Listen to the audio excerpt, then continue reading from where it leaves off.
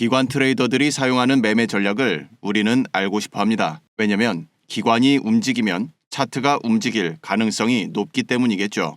오늘은 기관에서 사용하는 최신 매매 전략 중 하나를 공개해 드립니다. 매매법 쉽습니다.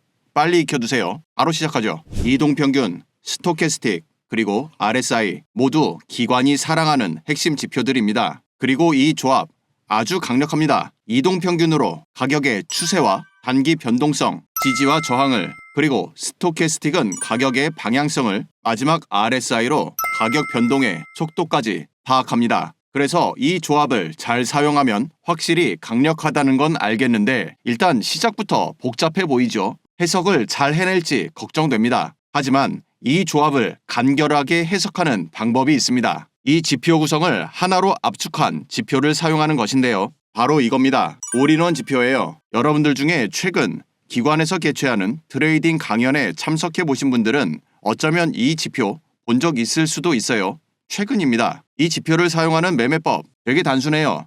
단순하지만 내용이 깊습니다.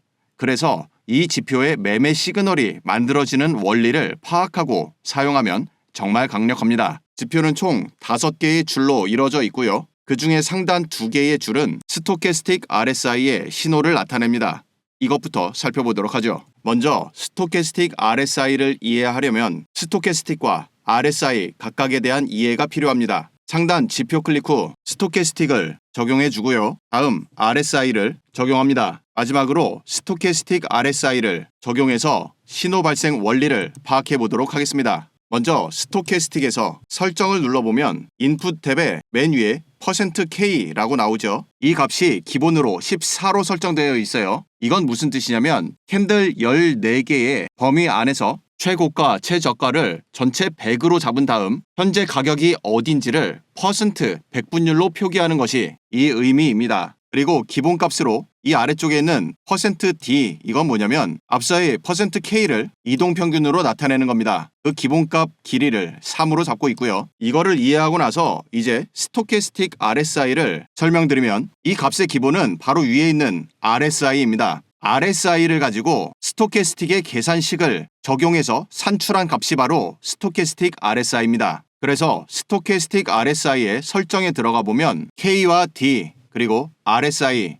마지막으로 스토캐스틱 길이까지 기본으로 설정이 되어 있어요. 기관에서 스토캐스틱 RSI를 선호하는 이유가 아주 간명합니다. 앞서 스토캐스틱은 가격의 방향을 나타낸다고 말씀드렸고 RSI는 가격이 움직이는 즉 모멘텀의 속도를 나타낸다고 말씀드렸죠. 따라서 속도 값에 방향성을 부여한 계산식을 적용해서 스토캐스틱 RSI를 산출해 보니 기존 RSI에서 가장 큰 문제가 됐었던 2가지가 있어요. 첫 번째가 단기 타임프레임에는 적용할 수가 없습니다. 잡음이 너무 심하기 때문이죠. 가령 예를 들어 지금 이런 구간 살펴보면 RSI 값이 기준선과 함께 계속해서 상단 하단 요동을 칩니다. 매매 타점을 잡을 수가 없어요. 두 번째가 바로 이 동일한 이유인데요. 이러한 이유 때문에 매매 포지션에 대한 의사결정하기에는 RSI를 직접적으로 활용하기가 어렵다는 것이 단점입니다. 그래서 이것을 스토캐스틱 RSI로 산출해 보았더니 우선 단기에 대한 문제가 해결됩니다. 현재 비트코인 5분봉으로 차트를 보고 있는데요. 상승하는 단계에서 단기 눌림목이 발생합니다. 그런데 RSI는 지금 이 자리에서 50 기준선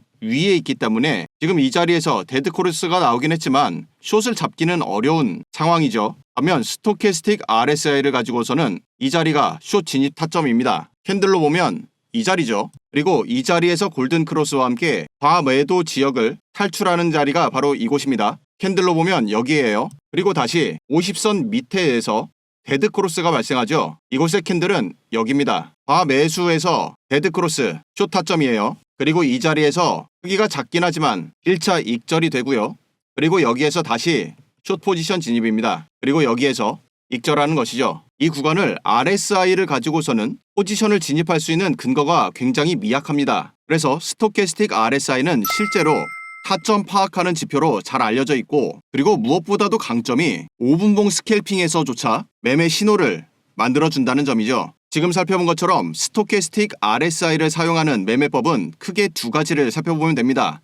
첫 번째는 과매수, 과매도를 활용하는 매매법이고요. 과매수 진입 후 하단 돌파가 발생하면 그 자리가 숏 포지션 진입 자리라는 뜻이죠. 반대로 과매도 진입 후 상단 돌파가 나오면 그 자리가 매수 시그널이라는 뜻이고요. 또 하나는 데드크로스와 골든크로스, 이것을 사용하는 매매법입니다. 데드크로스는 숏, 골든크로스는 롱 타점을 알려주죠. 스토캐스틱 RSI에 대한 여러분들 이해도가 어느 정도 높아졌을 거라 믿고 스토캐스틱과 RSI는 제거를 하고 스토캐스틱 RSI만 남겼고요. 그런데 지표에서 보면 굉장히 애매한 자리들이 있어요. 이렇게 두 선이 겹쳐 있거나 혹은 과매수 이후 기준선에 달라붙어 있을 때도 있고요. 또 이런 식으로 애매하게 교차하는 자리도 있죠. 그래서 이러한 지점들을 보다 간명하게 파악하고자 두 선의 교차가 아니라 색깔 변화를 통해 해석을 쉽게 만들어주는 지표를 개발한 겁니다. 그게 바로 올인원 지표이고요. 우선 상단 두 줄만 남겨놓고 스토캐스틱 RSI의 신호를 어떻게 표시하고 있는 건지를 확인해 보겠습니다. 설정에서 위쪽 두 줄만 남겼고요. 먼저 위에 있는 첫 번째 줄은 스토캐스틱 RSI의 골든크로스와 데드크로스를 나타냅니다. 조금 더 확대해서 살펴보면 이 자리는 파란색이 상승 돌파하는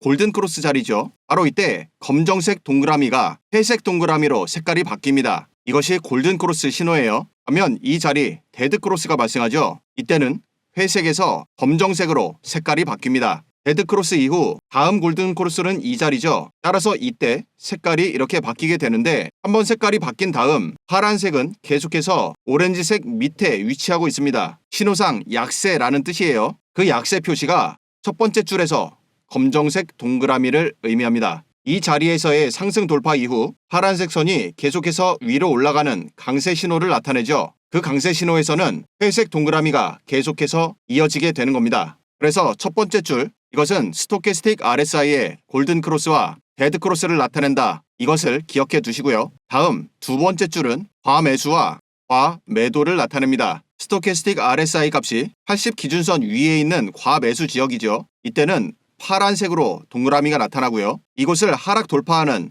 첫 번째 캔들에서 색깔이 회색으로 바뀝니다. 그 후 신호가 밑으로 내려가면서 과매도에 진입하게 되면 회색에서 자주색으로 색깔이 바뀌죠. 이후 다시 신호가 상승하여 20 기준선을 상승 돌파하는 이 자리에서 다시 회색으로 바뀝니다. 즉 20에서부터 80까지 이 몸통 구간에 회색을 부여한 것이고요. 20 아래쪽에 과매도 구간은 전부 자주색으로, 그리고 80선 상단에 있는 과매수권은 모두 파란색으로 표기되는 겁니다. 그럼 위아래 두 개의 선, 즉 스토캐스틱 RSI를 가지고 매매 타점을 확인해보면 이 자리에서 데드크로스가 발생했죠. 그에 따라 첫 번째 줄의 색깔이 회색에서 검정색으로 바뀝니다. 그리고 이 위치가 중간에 몸통 자리이기 때문에 두 번째 줄은 회색의 위치에 있죠. 따라서 이 캔들 종가에서 숏 포지션 진입하고요. 손절은 직전 고점으로, 그리고 익절은 다음 신호를 보면서 파악하려고 합니다. 숏 포지션 진입 직후 4개 캔들 만에 스토캐스틱 RSI가 과매도로 진입하면서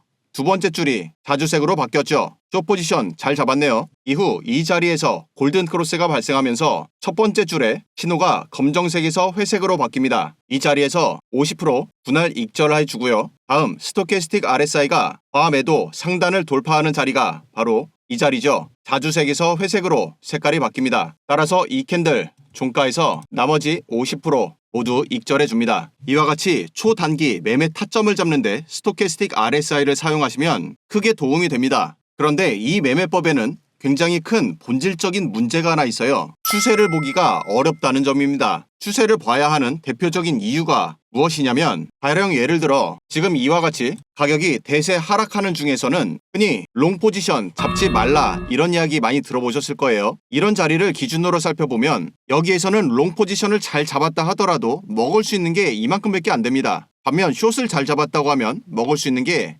많죠. 그래서 추세를 역행하는 것보다는 이처럼 추세를 따라가는 것이 수익률이 훨씬 좋습니다. 그런데 스토캐스틱 RSI만의 신호를 보면 이런 자리가 문제가 돼요. 왜냐하면 과매도 이후 20 기준선 상단 돌파, 그리고 골든크로스까지 겹칩니다. 따라서 이 자리를 좀 확대해 보면 정확히 이 자리죠. 이 자리에서 과매수 상단 돌파, 그리고 여기에서 골든크로스, 따라서 이 자리는 롱 포지션 진입 신호가 돼버립니다. 스토캐스틱 RSI는 이처럼 단기 타점에는 상당히 강력하지만 추세로 인한 약점이 아주 명확한 지표입니다. 그래서 기관에서는 이 지표의 장점을 유지하고 약점을 보완하기 위해서 이동평균을 조합해서 쓰는 겁니다. 3개의 지수 이동평균을 추가했습니다. 맨 위에 파란색은 단기 이동평균이죠. 길이값은 13을 사용합니다. 그리고 가운데 주황색은 중기를 나타내고요. 길이값은 21을 사용합니다. 그리고 최하단 검정색은 당연히 장기 이동평균이죠. 길이값은 55를 사용합니다. 이 3중 이동평균과 스토캐스틱 RSI를 사용하는 것이 최근 기관 트레이더들이 애용하는 매매 조합이고요. 이것을 통해서 앞서 살펴봤던 이 자리에 거짓 매매 신호를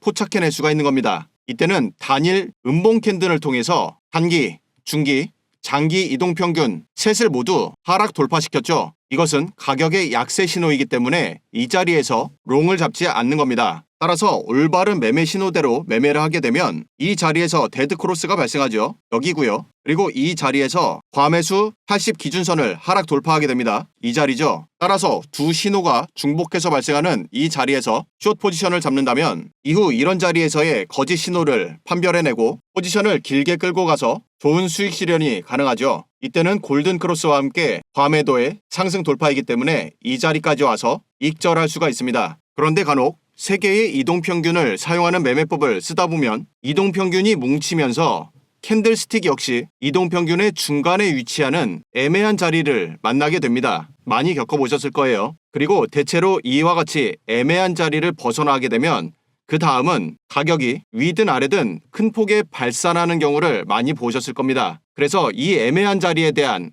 해석이 아주 중요한 것이죠. 이것을 보다 명료하게 확인하기 위해 올인원 지표의 그 다음 3개의 줄을 사용하는 겁니다. 설정에서 이제는 3가지 모두 차트에 적용하고 확인해 보도록 하죠. 세 번째 줄은 단기 이동평균을 나타내고요. 신호를 살펴보면 이 자리에서 초록색이 붉은색으로 바뀝니다. 이곳을 확대해서 살펴보면 바로 이 캔들이죠. 파란색 이동평균을 가격이 하락 돌파합니다. 가격의 종가가 해당 이동평균보다 위쪽에 있을 때는 초록색으로, 그리고 지금처럼 돌파하며 아래쪽에 있을 때는 붉은색으로 나타내주는 것이 올인원 지표에서 이동평균의 색깔 구분 신호입니다. 그래서 두 개의 이동평균 사이에 이와 같이 애매하게 위치했을 때 해석이 어려운 것을 사실상 기계적으로 색깔 변화를 통해서 나타내주는 좋은 신호입니다. 그리고 네 번째 있는 줄이 중간값의 지수 이동평균을 나타내고요. 마지막 5번째 줄이 장기 이동평균을 나타내는 값입니다. 그래서 올인원 지표를 사용하면 스토캐스틱 RSI를 통한 골든크로스와 데드크로스, 과매수와 과매도, 여기에 더해 이동평균 3가지와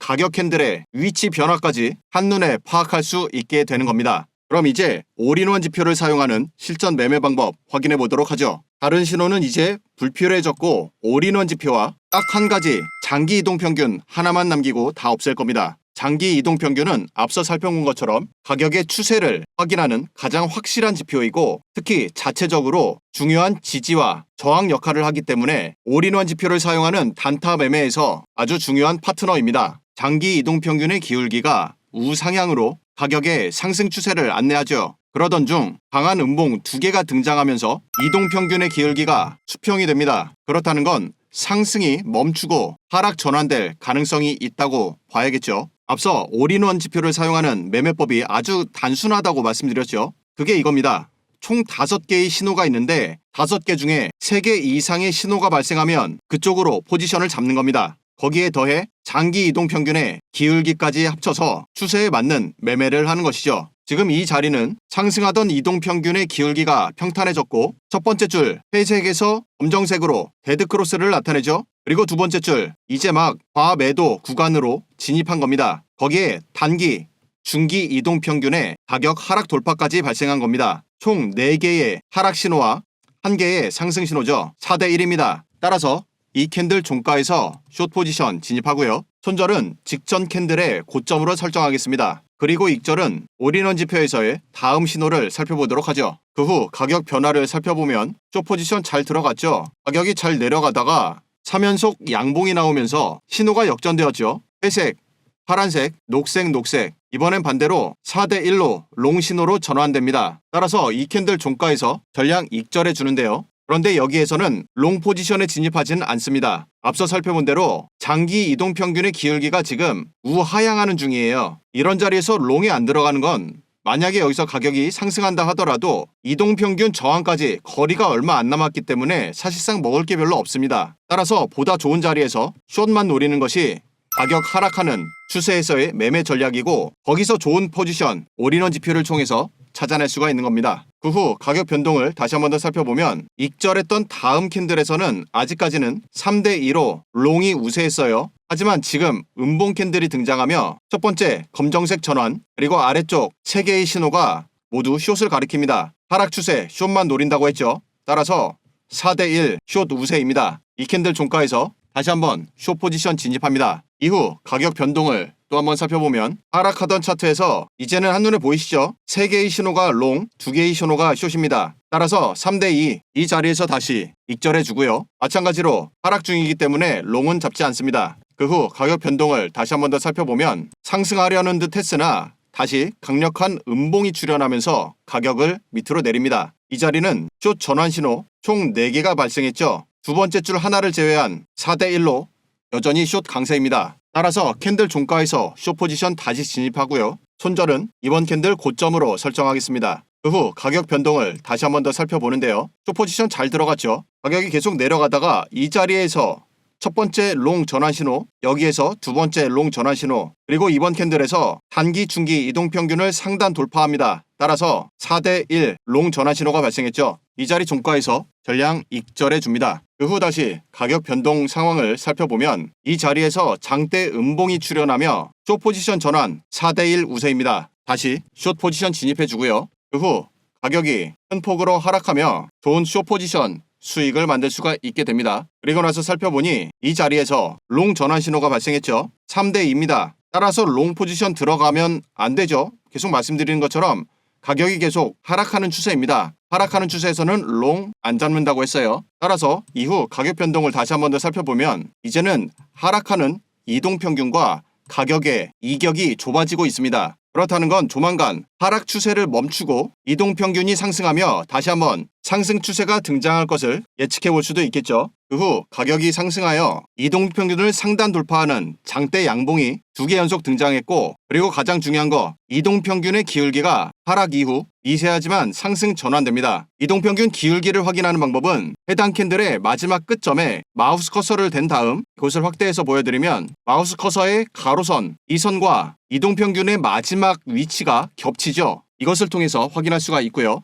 그러면서 첫 번째 줄을 제외한 나머지 4개 모두 롱 전환 신호입니다. 4대1이에요. 따라서 이 캔들 종가에서 롱 포지션 진입해 주고요. 손절은 진입 캔들의 하단으로 잡아줍니다. 그 후 가격 변동을 살펴보면 잘 올라가고 있던 차트에서 이번 캔들이 완성되자마자 총 4대1로 숏 우세입니다. 따라서 캔들 종가에서 익절해 주고요. 마찬가지로 이번엔 가격이 우상향하는 상승 추세이기 때문에 숏 포지션에 들어가진 않습니다. 추세에 맞게 롱 포지션만 노리는 겁니다. 그 후 가격 변동을 다시 한번 더 살펴보면 이제는 이동평균이 가격의 지지선으로 작용을 하면서 좋은 롱 포지션 자리가 나옵니다. 올인원 신호에서 2대3으로 롱 우세죠. 따라서 이 자리 종가에서 롱 포지션 진입을 해주고 손절은 직전 캔들 저점으로 설정합니다. 이후 가격의 변동과 신호의 발생을 통해서 매매 포지션 활용하면 되겠고요. 이 매매법은 지금까지 살펴보신 것처럼 굉장히 강력해요. 가격의 추세는 물론 단기 변동까지 잡아낼 수가 있죠. 흔히 매매를 처음 공부하실 때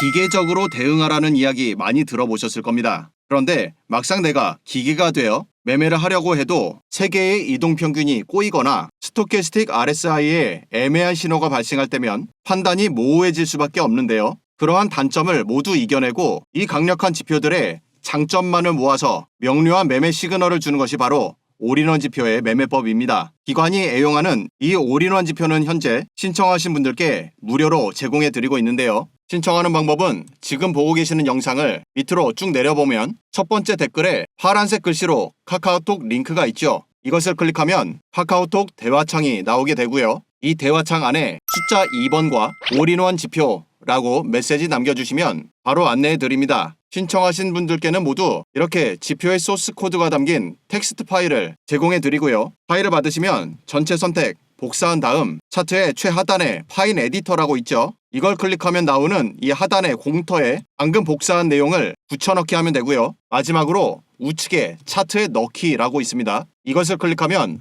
오늘 살펴봤던 올인원 지표가 여러분들 차트에도 정상 적용되는 걸 확인할 수가 있고요. 그리고 줄 간격은 오른쪽 숫자 있는 곳에서 마우스를 잡고 위아래로 움직이면 조절이 됩니다. 오늘 살펴본 올인원 매매법처럼 5분봉 스캘핑에도 사용할 수 있는 지표는 보다 큰 타임프레임에서는 정확도가 더 높아집니다. 따라서 여러분들 취향에 맞게 타임프레임 설정해서 사용하시면 되고요. 이 매매법은 코인은 물론 국내외 주식이나 해외 선물, 외환 등 차트가 움직이는 모든 자산에 동일하게 적용할 수 있습니다. 이 지표는 기관 트레이더들이 현 시점 실제 사용하고 있는 매매법이다 보니 제가 욕을 많이 먹을 수도 있어요. 기왕 오픈하는 거 여러분들이 빠르게 매매법 습득하셔서 수익으로 연결해 가시길 바랍니다. 오늘 영상 여기서 마치도록 하죠.